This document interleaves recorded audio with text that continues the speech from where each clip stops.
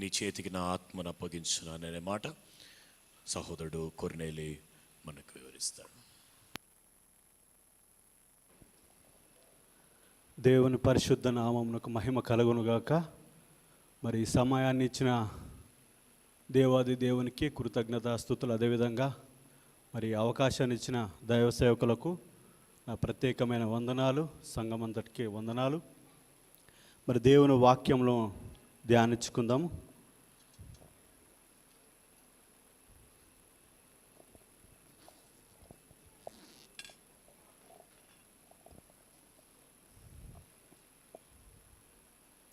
లూకాసు వార్త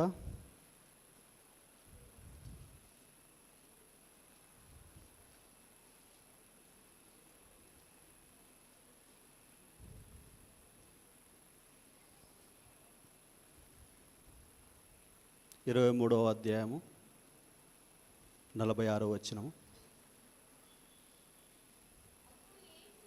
అప్పుడు యేసు గొప్ప శబ్దంతో కేకవేసి, తండ్రి, నీ చేతికి నా ఆత్మను అప్పగించుకుంటున్నాను అని ఆయన ఇలాగ చెప్పి ప్రాణము విడిచెను. ప్రభు అయిన యేసుక్రీస్తు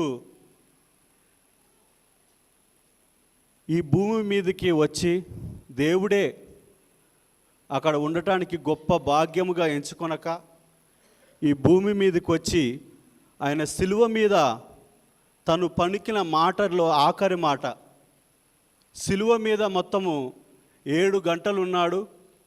ఆ 7 గంటలలో 3 గంటలు మరి చీకటి ఉన్నాడు. ఆయన పలికిన మాటలో మరి ప్రభు అయిన యేసుక్రీస్తు దేవుడు భూమి మీదకి ఎందుకు రాబనంటే మానవాలను రక్షించుటకు 3 విషయాలు. ఆయన పాపంలో పడి ఉన్న వాళ్ళని రక్షించుటకు భూమి మీదకి వచ్చాడు. 3 విషయాలు ఏంటంటే, ఆయన సిలువలో, ఆ సిలువ సాధారణంగా ఎవరికి ఘోరమైన పాపం చేస్తే కానీ ఆ సిలువ మరణానికి దానికి అప్పగించరు. మానవాళి కోసము ప్రభువైన యేసుక్రీస్తు ఈ భూమి మీదకి వచ్చి మరి వీళ్ళని రక్షించుట కొరకు, మనల్ని రక్షించుట కొరకు ఆయన మరి ఆ పాపం నుంచి విడుదల పొందుటకు, ఒక వ్యక్తి ఏదైనా పాపం చేస్తే ఆ పాపం వలన మరి దెబ్బలు కానీ, ఆ పాపం వలన మరి హేళన చేయటం కానీ, ఆ పాపం వలన ఆ వ్యక్తిని మరణశిక్షకు అప్పగించటం కానీ జరుగుతుంది. మానవాళి కోసం ప్రభు అయిన యేసుక్రీస్తు ఈ భూమి మీదకి వచ్చి ఆయన దెబ్బలు తిన్నాడు, అవమానపరచబడ్డాడు, తన ప్రాణాన్ని అర్పణగా అర్పించాడు. ఆ ప్రభు అయిన యేసుక్రీస్తు మరి ఆయన చేసిన త్యాగము మనం చూసినట్లయితే తండ్రిగా ఉన్నాడు. ముఖ్యంగా మనం చూసినట్లయితే ఆయన తండ్రి అయిన దేవునికి ఎలా ఉండాలో మాదిరి చూపించి తండ్రిగా ఉన్నాడు.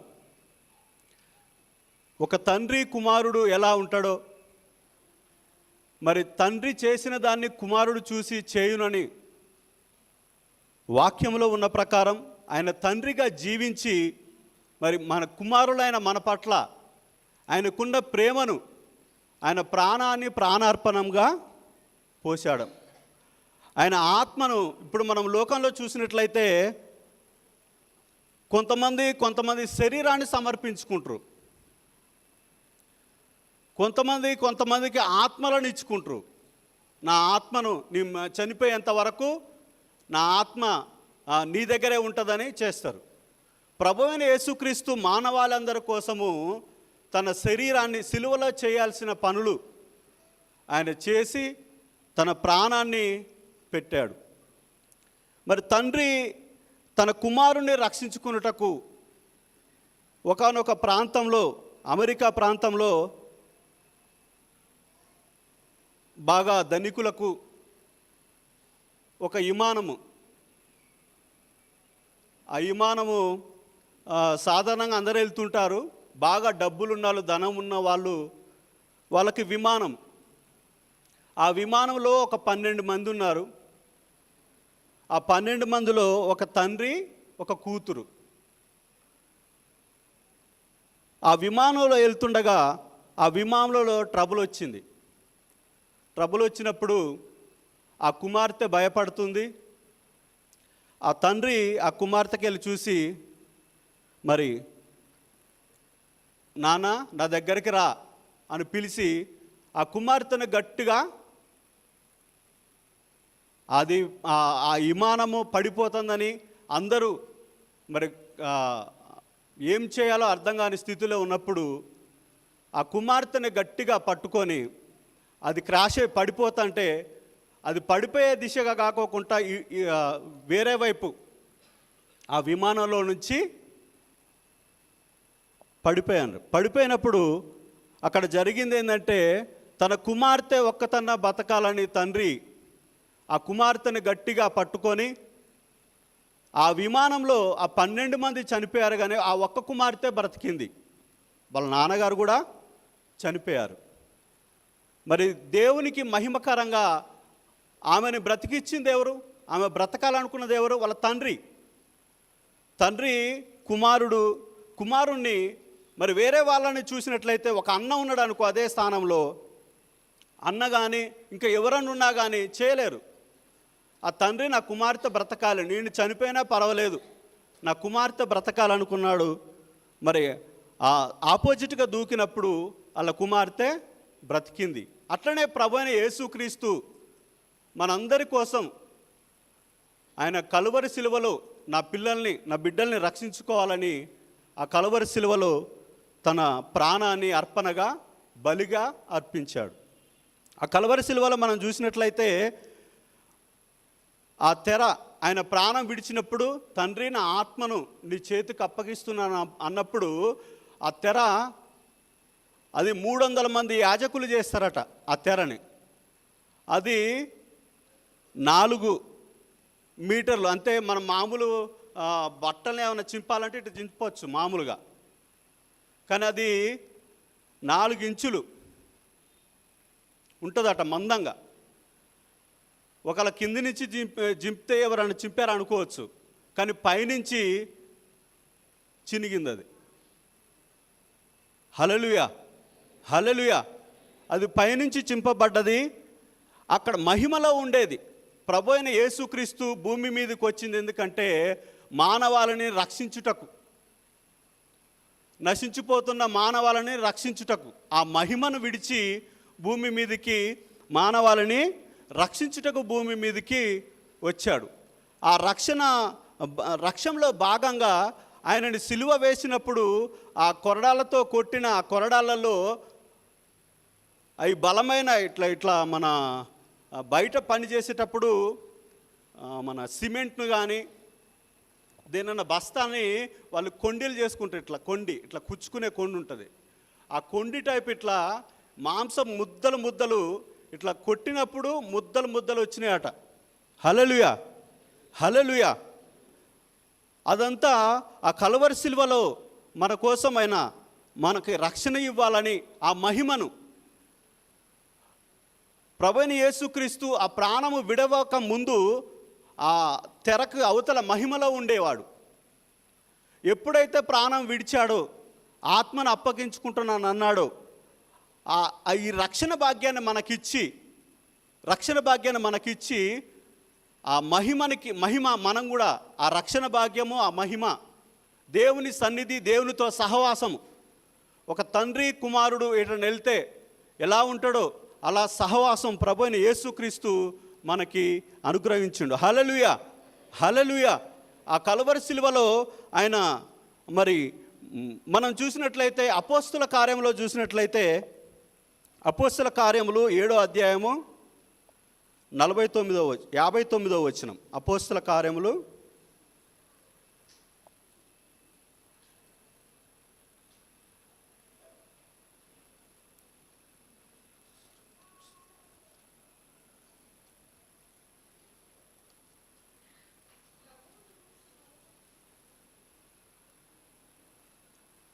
అపోస్తుల కార్యములు 7వ అధ్యాయము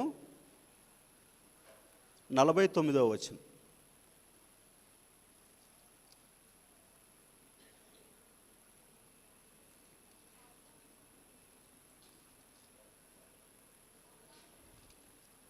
అక్కడ మనం స్టెఫెను మనకి అక్కడ చూసినట్లయితే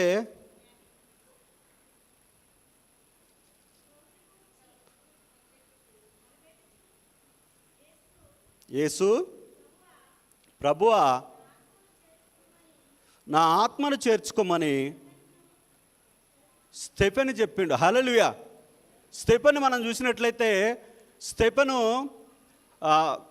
పెద్ద సేవకుడు కాదు. స్టెఫెను మనం 6వ అధ్యాయంలో చూసినట్లయితే అక్కడ స్టెఫెన్ని వంట వడ్డేయటానికి ప్రత్యేకపరిచి వంట అక్కడున్న ఆ మందిరం దగ్గర వంట వడ్డేయటానికి వాళ్ళను ప్రత్యేకపరిచి ప్రార్థన చేసిన వ్యక్తి. స్టెఫెను పరిశుద్ధాత్మతో నిండుకొని ఉన్నాడట. హల్లెలూయా. స్టెఫెను పరిశుద్ధాత్మతో నిండుకొని మరి దేవునితో ప్రభు అయిన యేసుక్రీస్తు ఎలా నా ఆత్మను నీకు అప్పగిస్తున్నాను అని ఎలా చెప్పాడో స్టెఫెను కూడా అదేవిధంగా స్టెఫెను కూడా చెప్పాడు. మనము ఈ రోజులలో జీవిస్తున్న మనము లోకం చూసినట్లయితే భయంకరంగా ఉంది. లోకం చూసినట్లయితే భయంకరంగా ఉంది. మరి గలతీ పత్రిక 1:4 మనం చూసి ఒకసారి చదువుదాం. గలతీ పత్రిక 1.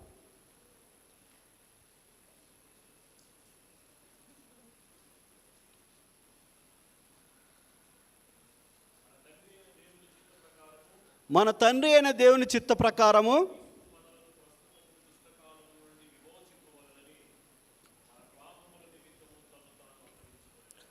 మన పాపముల నిమిత్తము తనను తాను అప్పగించుకున్నాడు ప్రభు అయిన యేసుక్రీస్తు. ఇప్పుడు మనం ఉన్నది దుష్టకాలంలో ఉన్నాం. దుష్టకాలంలో అంత్యదినములలో నా ఆత్మను కుమ్మరిస్తానని ప్రభు అయిన యేసుక్రీస్తు సెలవిచ్చిండు. స్టెఫెను వలె మనము ఆ పరిశుద్ధ ఆత్మను మనం కలిగి ఉన్నామా? మనము దేవునికి రక్షణ నిమిత్తం వచ్చిండు. ఈ దుష్టకాలం నుంచి మనల్ని తప్పించుటకు వచ్చిండు. ఈ దుష్టకాలంలో మనం ఏ విధంగా క్రీస్తు యేసు వలె ఆయన మరి సిలువలో పలికిన 7 మాటలు ఎలా నెరవేర్చిండు, ఎలా నిలబడ్డాడు. దేవుని ఆత్మ మనని అనాథలుగా విడవక తన ఆత్మను మనకి ధారాళంగా ఇచ్చుటకు ఆయన తన ప్రాణాన్ని పెట్టిండు. దుష్టకాలంలో మనం ఉన్నాము కనుక మరి బయట చూసినట్లయితే సమాజంలో చూసినట్లయితే మంచి చేసే వారి దగ్గర ఎక్కువ మనుషులు కనపడరు. మంచి చేసే వారి దగ్గర ఎక్కువగా కనపడరు. ఇప్పుడు ఫోన్లో చూసినా కానీ ఎక్కడ చూసినా కానీ లైకులు కానీ ఏదైనా కానీ మంచి జరిగే కాడ ఎక్కువ ఉండవు. ఎవరి హృదయానికి నచ్చింది వాళ్ళు దాన్ని ఫాలో అవుతూ దానికి ఏకీభవిస్తూ మరి సమాజము మరి కడవరి దినములలో అనేకమైన పరిస్థితుల్లో ఉంది. మరి ఈ పరిస్థితుల్లో ఉన్నప్పుడు మరి స్టెఫెను ఎలా ఒక వంట వడ్డించే వ్యక్తి దేవుని ఆత్మతో నింపబడి దేవుని కోసం ఎలా నిలబడ్డాడు. దేవుడు నా జీవితంలో కూడా గొప్ప కార్యం చేసిండు. ఏంటంటే మరి డిసెంబర్లో నేను అసలు చనిపోవాల్సిన వాణ్ణి. ఆ దృశ్యాన్ని చూస్తే ఆ తండ్రి నన్ను బ్రతికించిండు. ఆ దృశ్యాన్ని చూస్తే నాకే ఆశ్చర్యమైంది.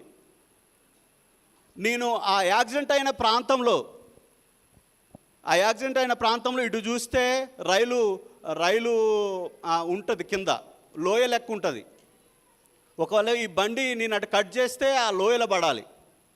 ఇటు వెళ్తేనే ఒక పిల్లర్ ఉంది, అడవి ఉంది, ఒక పిల్లర్ రోడ్డు మీద ఒక పిల్లర్ ఉంది. ఆ పిల్లర్ గుద్దుకోవాలి. ముందుకెళ్తున్నాం, సడన్గా కళ్ళు తెరిస్తే ముందు 2 బైక్ వేసుకొని వస్తున్నారు మాట్లాడుకుంటా. వాళ్ళు ఫుల్ స్పీడ్లో ఉన్నారు. నేను కళ్ళు తెరిచేటాలుగా వాళ్ళు నా ముంగడ కనపడ్డారు. ఆ ప్రమాదం నుంచి నన్ను బ్రతికించి దేవుడు తప్పించిండు. ఆ ప్రమాదం అసలు అది ఆశ్చర్యం, బ్రతికేది కాదు. మరి ఆ పరిస్థితుల నుంచి దేవుడు నన్ను బ్రతికించి మరి సజీవ లెక్కలో ఉంచి మరి దైవ సేవకులకు ఈ మాట చెప్పినప్పుడు ఎమ్మటే వచ్చి ప్రార్థన చేసిండ్రు. అప్పుడు చూసినప్పుడైతే నా కాల్లో ఆ వేలు తీసేయాలన్నారు. డాక్టర్లకి అర్థం కాలే. నా చిటికెన వేలు పక్కమటి వేలుని తీసేయాలన్నారు. మరి దేవుడు అన్ని విషయంలో నాకు సహాయం చేసుకుంటూ తన తండ్రి ఉద్దేశాలు, తండ్రి పట్ల పిల్లల పట్ల తండ్రికి ఏ ఉద్దేశం ఉంటుందో ప్రభు అయిన యేసుక్రీస్తుకు కూడా మన పట్ల అటువంటి ఉద్దేశమే ఉన్నది. నేను దేవుని పని చేస్తుండగా దేవుడు నాకు తోడుగా ఉండి నాకు వ్యతిరేకంగా చాలామంది ఉన్నారు. నేను వెళ్ళే ప్రాంతంలో చూసినట్లయితే నన్ను ఏమంటారంటే, అందరూ నీకే వ్యతిరేకంగా ఉంటారేంటి, నువ్వు ఒక్కడిగా నిలబడతావేంటి అని మాట్లాడతారు. హల్లెలూయా, హల్లెలూయా, హల్లెలూయా. మరి వాళ్ళు గత 1 సంవత్సరం నుంచి కొంచెం నేను ఒక దగ్గర వర్క్ చేసే కాడ 1 సంవత్సరం నుంచి నన్ను ప్రశాంతంగా ప్రార్థన చేసుకోకుండా చాలా ఇబ్బంది పెడుతున్నారు. నా దేవుడు నాకు సహాయం చేస్తాడని దేవుని వైపు చూసి వెళ్ళినప్పుడు దేవుడు గొప్ప కార్యం చేసిండు. నేను చేసే దగ్గర అక్కడ కూర్చునే పనే, అక్కడ పనేం లేదు. కాకపోతే అక్కడ లోకం మొత్తం, రాజకీయం మొత్తం అక్కడే ఉంది. హల్లెలూయా, హల్లెలూయా. నేను వెహికల్ నడపాల్సిన వ్యక్తిని అక్కడ కూర్చోవాలంటే వాళ్ళందరికీ సంవత్సరం నుంచి నన్ను ఎన్ని ఇబ్బందులు పెట్టాలనుకున్నారో అన్ని ఇబ్బందులు పెట్టిండ్రు. కానీ దేవుని కృపను బట్టి దేవుడు మరి నాకు సహాయం చేసిండు. తన తండ్రి కుమారుడి పట్ల తండ్రి ఉద్దేశాలు ఎలా ఉంటాయో అవి నెరవేర్చిండు. సజీవ లెక్కలో ఉంచి నన్ను కాపాడి నిలబెట్టిండు. దేవునికే సమస్త మహిమ ఘనత ప్రభావం కలుగునుగాక. హల్లెలూయా, హల్లెలూయా. మరి దేవుడు ఆ యాక్సిడెంట్ అయిన తర్వాత కూడా నన్ను దర్శించి, నీ తండ్రిగా నేనున్నాను, నీకు ఏది జరిగినా మంచికే అని. తర్వాత నేను ఆ సంవత్సరం ఇబ్బంది పడ్డ తర్వాత ఇప్పుడు ప్రశాంతంగా ఉన్నా. హల్లెలూయా. ఇప్పుడు కొంచెం కష్టమైనా కానీ ప్రశాంతంగా ప్రార్థన చేసుకోవటానికి. పోయిన సంవత్సరం అయితే ప్రార్థన పెట్టినప్పుడు నేను కొంచెము ప్రశాంతంగా లేను.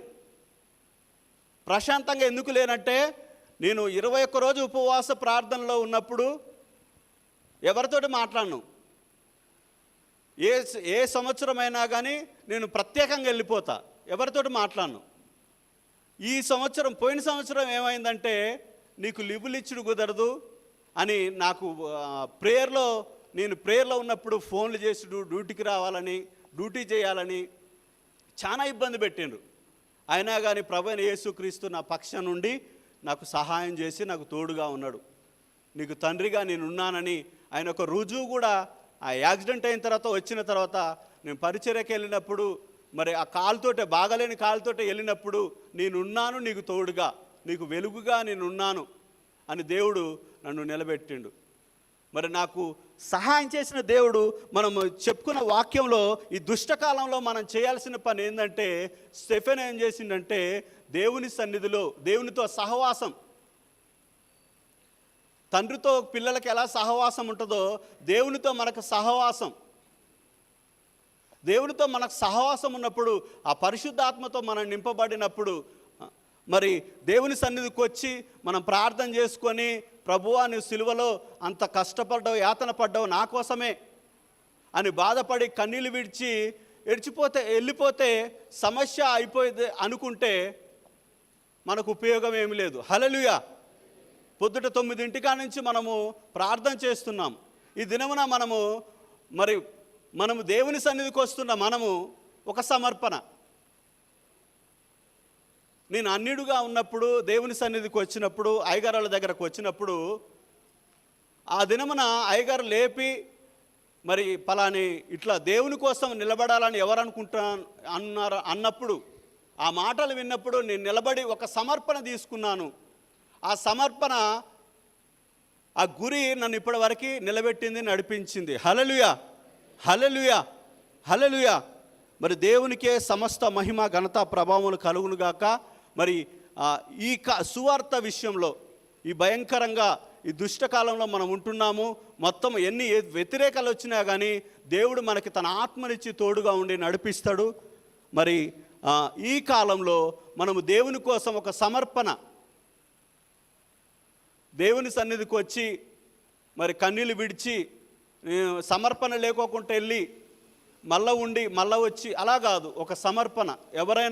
ఎవరమైనా కానీ నేనొక్కడిని నశించిపోతా అంటే నా ఒక్కని కోసము ప్రభు అయిన యేసుక్రీస్తు మళ్ళా సిలువ మీదకి ఎక్కుతాడు. హల్లెలూయా, హల్లెలూయా.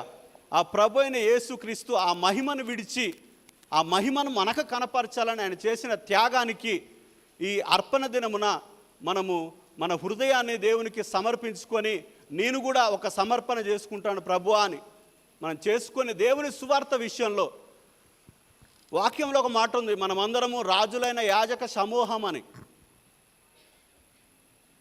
దేవుని సన్నిధిలో ఉన్న మనము రాజులైన యాజక సమూహము.